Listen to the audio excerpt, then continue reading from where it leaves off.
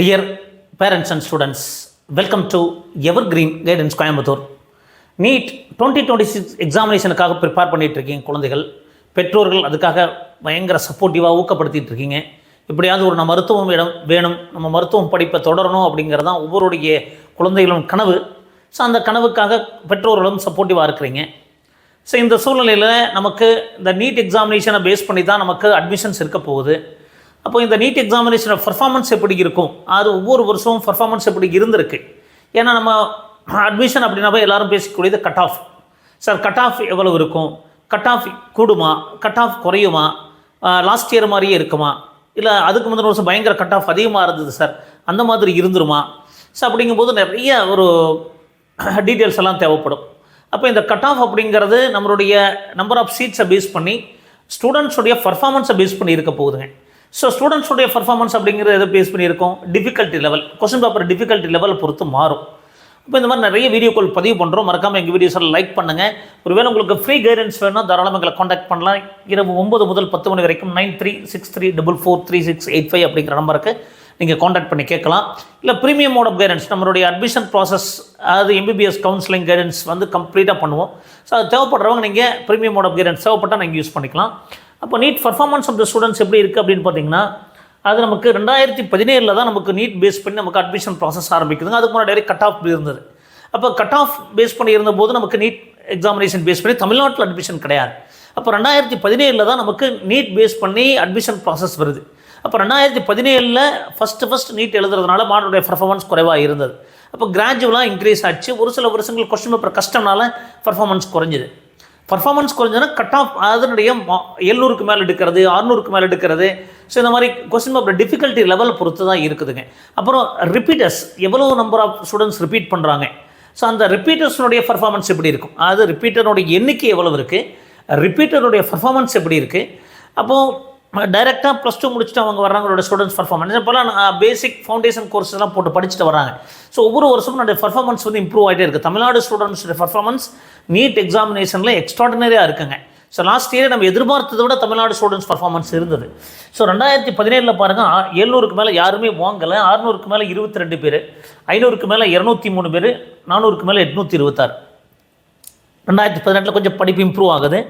213, 1279, 400க்கு மேலே மட்டும் இன்க்ரீஸ் ஆகுதுங்க. 2019 700க்கு மேலே யாருமே வாங்கலை, 600க்கு மேலே 143, 2019 பர்ஃபார்மன்ஸ் இன்க்ரீஸ் ஆகுது.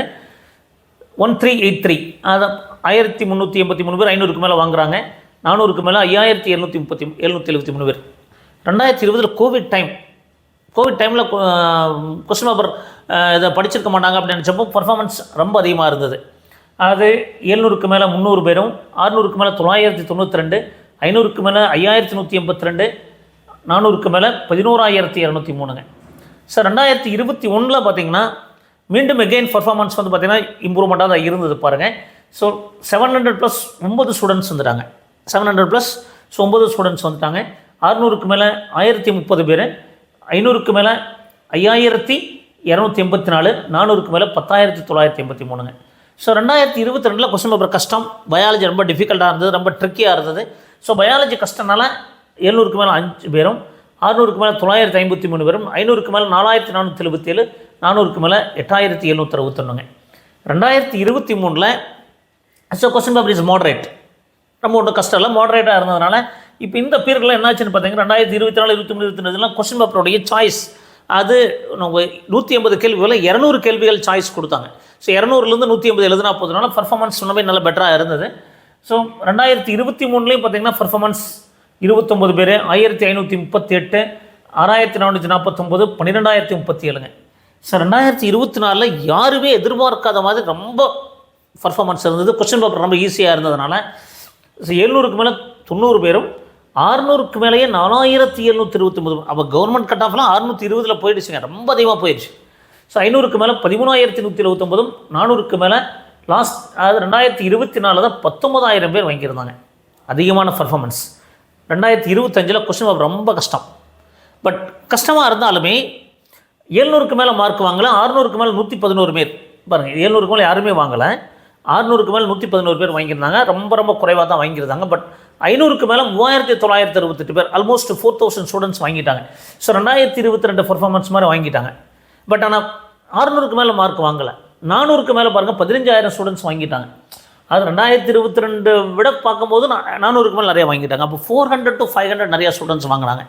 அப்போது இந்த 400 to 500 வாங்குறதும், 500 to 600 வாங்குறதும், 600 to 700 வாங்குறது, 700க்கு மேலே வாங்குறது எல்லாமே ஸ்டூடெண்ட்ஸுடைய ப்ரிப்ரேஷன் எப்படி இருக்க போகுது, அடுத்து கொஸ்டின் பேப்பர் டிஃபிகல்ட்டி லெவல் எப்படி இருக்க போகுது, கொஸ்டின் பேப்பர் டிஃபிகல்ட்டிலே பயாலஜி எப்படி இருக்கும், ஃபிசிக்ஸ் எப்படி இருக்கும்.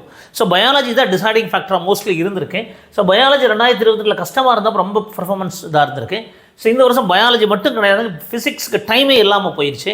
ஸோ இந்த மாதிரி நிறைய ஃபேக்டர்ஸ் இருக்குதுங்க. அது ஒரு ஃபேக்டர் மட்டும் கிடையாது. கொஸ்டின் பேப்பர் டிஃபிகல்ட்டி லெவல் அப்படின்னா சிம்பிளாக சொல்லிட முடியாது. டைம் ஃபேக்டர் இருக்குது. அது லாஸ்ட் இயர் என்ன பண்ணாங்க, கொஸ்டின் பேப்பரை வந்து சாய்ஸ் இல்லாமல் பண்ணாங்க. ஸோ அதனால் ஸ்டூடெண்ட்ஸ் ஸ்ட்ரகிள் பண்ணாங்க. ஸோ இந்த மாதிரி நிறைய ஃபேக்டர்ஸ் இருக்குது. அப்போ இந்த நீட் பர்ஃபார்மன்ஸை பற்றி நீங்கள் தெரிஞ்சு வச்சுக்கணும். ஸோ கண்டிப்பாக இது உங்களுக்கு ஹெல்ப்ஃபுல்லாக இருக்கும்னு நினைக்கிறேன். இந்த மாதிரி நிறைய வீடியோக்கள் பதிவு பண்ணுறோம். மறக்காமல் லைக் பண்ண, ஷேர் பண்ணுங்கள். மீண்டும் ஒரு நல்ல பதிவுடன் உங்களை சந்திக்கின்றேன். நன்றி, வணக்கம்.